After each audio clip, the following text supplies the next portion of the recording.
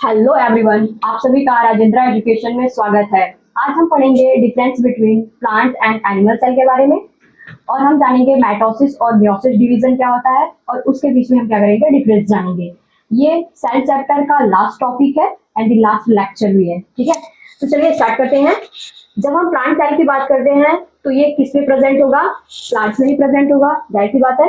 ठीक है, जब प्लांट सेल की बात की जाती है तो उसमें आउटर मोस्ट लेयर जो होती है वो क्या होती है? आपकी सेल वॉल होती है। ठीक है, एनिमल सेल में क्या होती है? सेल वॉल जो होती है वो अपसेंट होती है, बिकॉज जो एनिमल सेल होते हैं वो क्या करते हैं? चीजों का ट्रांसपोर्टेशन करते हैं। ठीक है, जैसे ऑक्सीजन का ट्रांसपोर्टेशन हमारी बॉडीज में ब्लड करता है।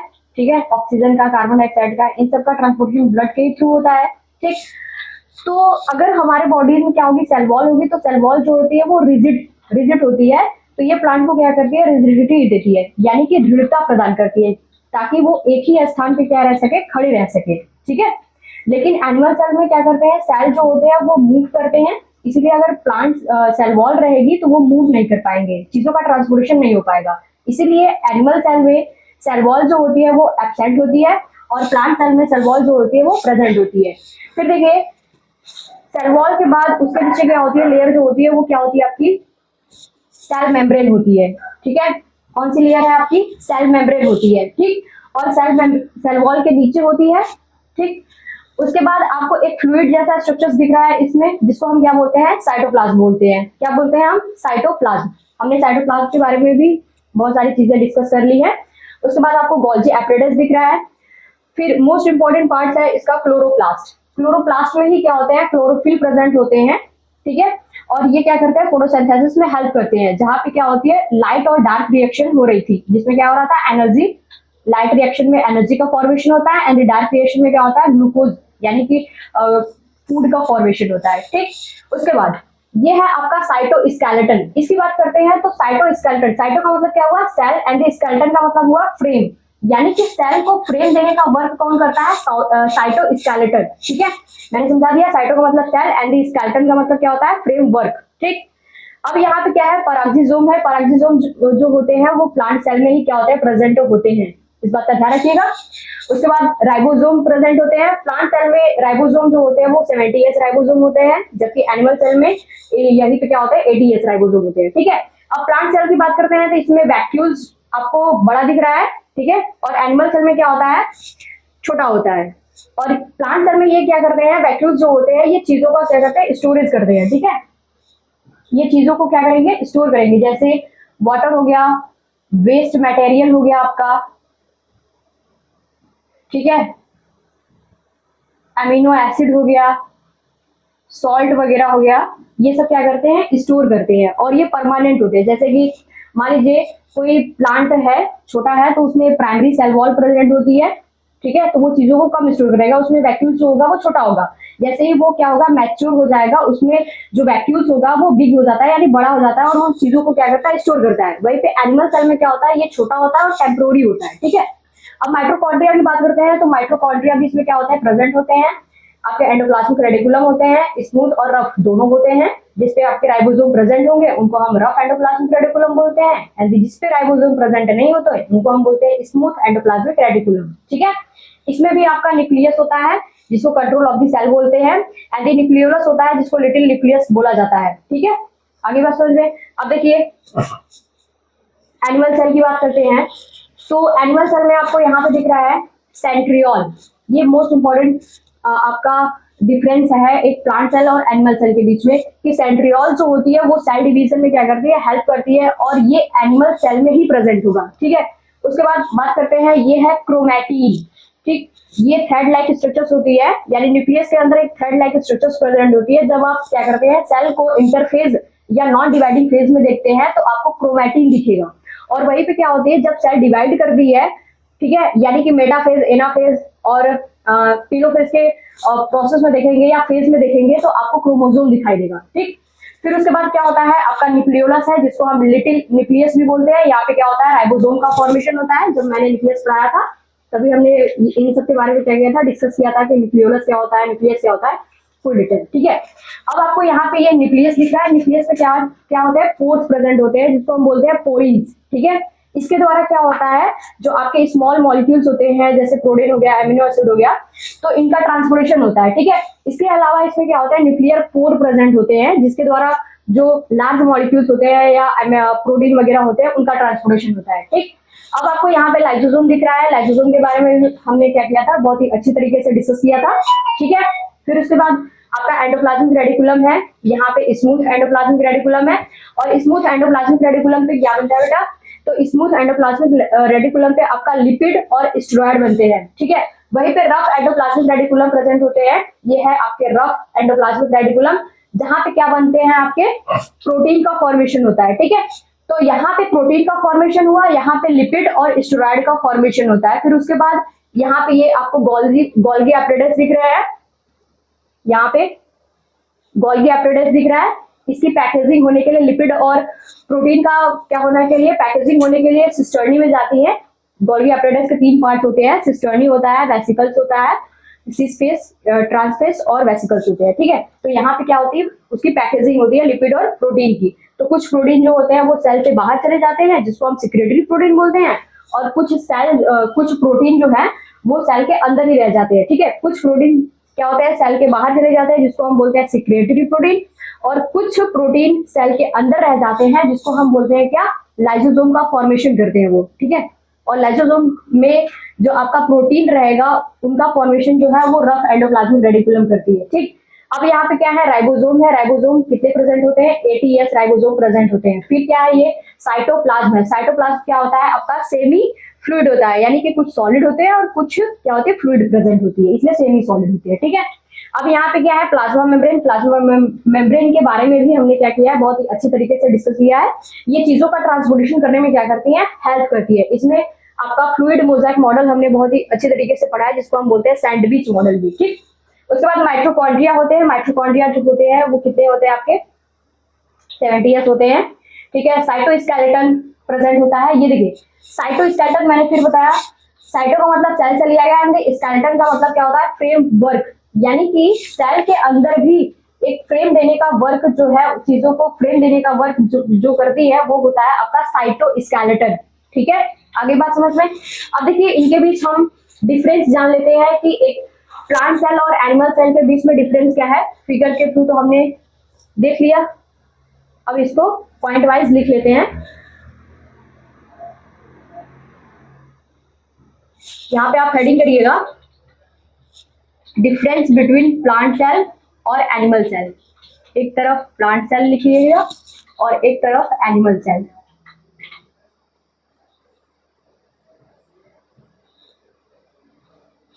ठीक है, तो जब प्लांट सेल की बात करते हैं तो इनमें क्या होती है, आपकी आउटर मोस्ट लेयर जो होती है वो क्या होती है, सेल वॉल। तो सेल वॉल प्रेजेंट होती है। ठीक है, और ये सेल वॉल किससे मिलकर बनी होगी, ये जो सेल वॉल होती है ये सेलुलोज से मिलकर बनी होती है, और ये सेलुलोज एक तरीके का क्या है, कार्बोहाइड्रेट है। और ये कार्बोहाइड्रेट किससे मिलकर बना होता है, ये मिलकर बना होता है पॉलीसैकेराइड्स का, पॉलीसैकेराइड्स। ठीक है, अब देखिए प्लांट सेल में क्या है, सेल वॉल प्रेजेंट है, क्योंकि प्लांट जो होती है उनको रिजिड देने का काम, एक जगह पे खड़े रखने का काम जो है वो सेल वॉल ही करती है। ठीक है, और सेल वॉल जो होती है वो किससे मिलकर बनी होती है, सेलुलोज से। और सेलुलोज का डाइजेशन जो है वो हमारी बॉडीज में नहीं होता। सेलुलोज का डाइजेशन हमारी बॉडीज में क्यों नहीं होता, क्योंकि हमारी स्मॉल इंटेस्टाइन या हमारी एलिमेंट्री एनॉल जो है वो हर्बीवोरस की अपेक्षा उनके कंपैरिजन में क्या होती है, स्मॉल होती है। ठीक है, वही कार्निवोरस की क्या होती है, हम लोगों की अपेक्षा क्या होती है, उनका और भी स्मॉल होता है, क्योंकि वो क्या करते हैं, मांस वगैरह खाते हैं या मीट वगैरह वो खाते हैं। ठीक है, तो हर्बीवोरस का एलिमेंट्री एनॉल काफी बड़ा होता है, और उनमें क्या होता है, रूमेन में क्या होते हैं, बैक्टीरिया प्रेजेंट होते हैं जो सेलुलोज का डाइजेशन करते हैं, और हमारा एलिमेंट्री एनॉल क्या होता है, उनके कंपैरिजन में छोटा होता है। ठीक है, आगे बात समझ में। और ये सेलुलोज एक तरीके का क्या है, कार्बोहाइड्रेट है, और कार्बोहाइड्रेट किससे मिलकर बने होते हैं, पॉलीसैकेराइड्स से। ठीक, अब देखिए एनिमल सेल में क्या लिख लेंगे हम, इनमें सेल वॉल जो होती है वो क्या होती है, एब्सेंट होती है। ठीक है, तो प्रेजेंट क्या होती है, सेल मेम्ब्रेन। सेल वॉल के जगह पे क्या होती है आपकी, सेल मेम्ब्रेन होती है। क्योंकि हमारे बॉडीज में चीजों का ट्रांसपोर्टेशन कराना है तो सेल वॉल रहेगी, तो क्या होगा, सेल वॉल एक रिजिड प्रदान करती है, रिजिडिटी देती है, तो हमारे सेल जो है वो मूव नहीं कर पाएंगे। और हमारी बॉडीज में चीजों का ट्रांसपोर्टेशन ब्लड के ही थ्रू होता है, ठीक। तो यहाँ पे क्या होती है, सेल मेम्ब्रेन प्रेजेंट होती है, और ये सेल मेम्ब्रेन किससे मिलकर बनी होती है, लिपिड और प्रोटीन से। किससे मिलकर बनी होगी, लिपिड और प्रोटीन से, ठीक। अब देखिए, प्लांट सेल है तो वो फोटोसिंथेसिस करेगा, यानी ऑटोट्रॉफ्स होंगे, तो इनमें क्या होगा, क्लोरोप्लास्ट। क्लोरोप्लास्ट क्या होता है आपका, प्रेजेंट होता है, ठीक है। क्लोरोप्लास्ट क्या होता है, प्रेजेंट होता है। और इसमें क्या होगा, क्लोरोप्लास्ट एब्सेंट होता है, ठीक है। अब देखिए, राइबोसोम की बात करते हैं तो इसमें 70S राइबोसोम प्रेजेंट होते हैं, ठीक है। और इसमें आपके 80S राइबोसोम प्रेजेंट होते हैं। एस का मतलब सेडिमेंटेशन कोफिशिएंट है, ठीक है, मैंने पढ़ा दिया है राइबोसोम टॉपिक, ठीक। आगे देखिए, जो प्लांट सेल होते हैं इनमें आपका क्या है, और भी क्या चीजें प्रेजेंट होती हैं। तो जो प्लांट सेल होती हैं इनमें वैक्यूल्स की बात करते हैं, तो वैक्यूल्स जो होता है वो क्या होता है, लार्ज होता है, और क्या होता है आपका, परमानेंट होता है, ठीक है। और वहीं पे एनिमल सेल की बात करते हैं तो इनमें वैक्यूल्स जो होता है वो क्या होता है, स्मॉल होता है, और क्या होता है, टेम्पोररी होता है, ठीक। अब देखिए, जो आपका प्लांट सेल होता है इसमें प्लाज्मोडिस्मेटा, जब मैंने सेल वॉल पढ़ाया था तो मैंने बताया था ना कि दो सेल वॉल को कनेक्ट करने का काम कौन करता है, आपका प्लाज्मोडिस्मेटा, ठीक है। प्लाज्मोडिस्मेटा जो होती है वो प्रेजेंट होती है, और इसमें क्या होती है आपकी, प्लाज्मोडिस्मेटा जो होती है वो एब्सेंट होती है, ठीक है। अब ध्यान दीजिए, जो आपका प्लांट सेल होता है इसमें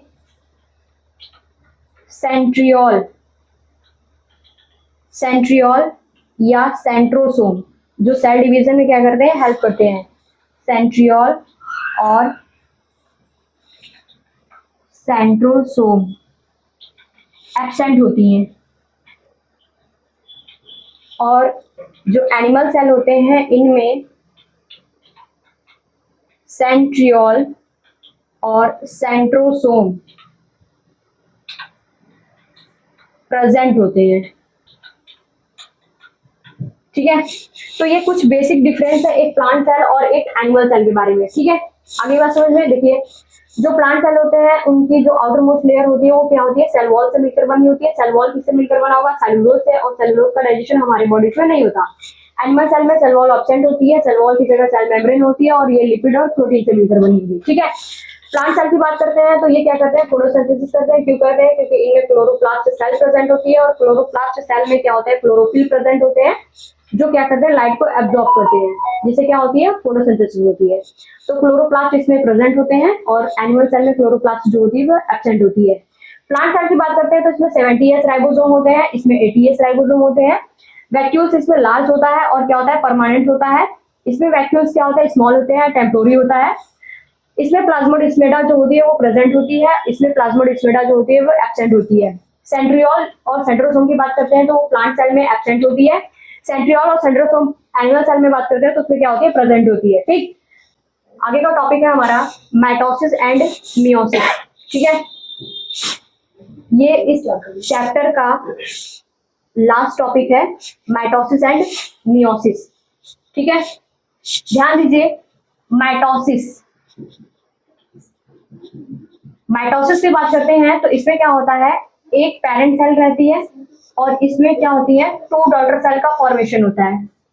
टू डॉटर सेल का क्या होता है, फॉर्मेशन होता है, ठीक। अब ध्यान दीजिएगा इसमें कि हमारे बॉडीज में टू टाइप के सेल प्रेजेंट होते हैं। एक होता है आपका सोमैटिक सेल, ठीक है, और एक होता है आपका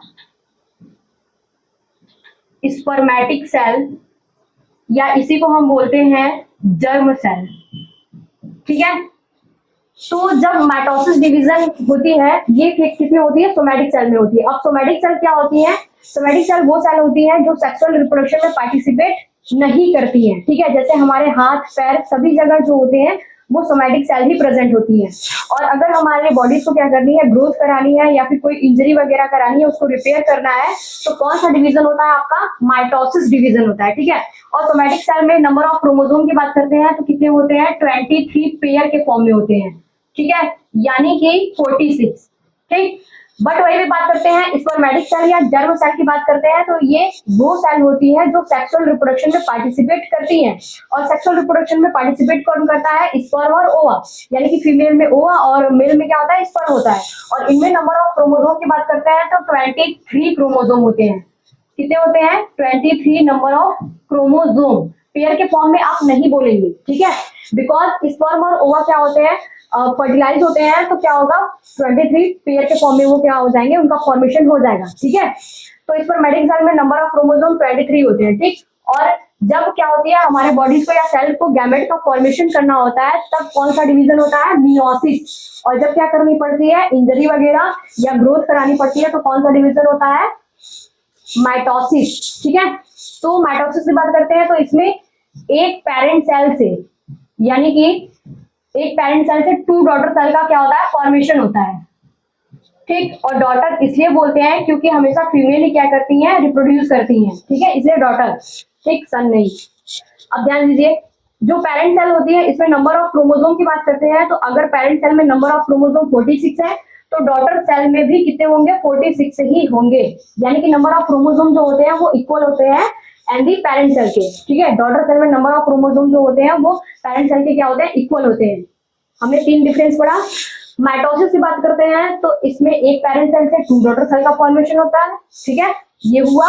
दूसरा, माइटोसिस डिवीजन कब होगा? जब हमारी बॉडीज को ग्रोथ या रिपेयर कराना हो तब माइटोसिस डिवीजन होगा। तीसरा, इसमें पेरेंट सेल जो होती है उसमें नंबर ऑफ क्रोमोसोम जो होती है वो क्या होती है? डॉटर सेल में भी नंबर ऑफ क्रोमोसोम जो होते हैं वो इक्वल होते हैं पेरेंट सेल के, ठीक है। अब देखिए मियोसिस की बात करते हैं। मियोसिस की बात करते हैं तो इसमें क्या होता है? आपका एक पेरेंट सेल रहता है और इससे 4 डॉटर सेल का क्या होता है? फॉर्मेशन होता है। 4 पुत्री कोशिकाएं बनती हैं, एक मातृ कोशिका से 4 पुत्री कोशिकाओं का क्या होता है? निर्माण होता है। तो ये क्या है? आपका पेरेंट सेल है, ठीक है।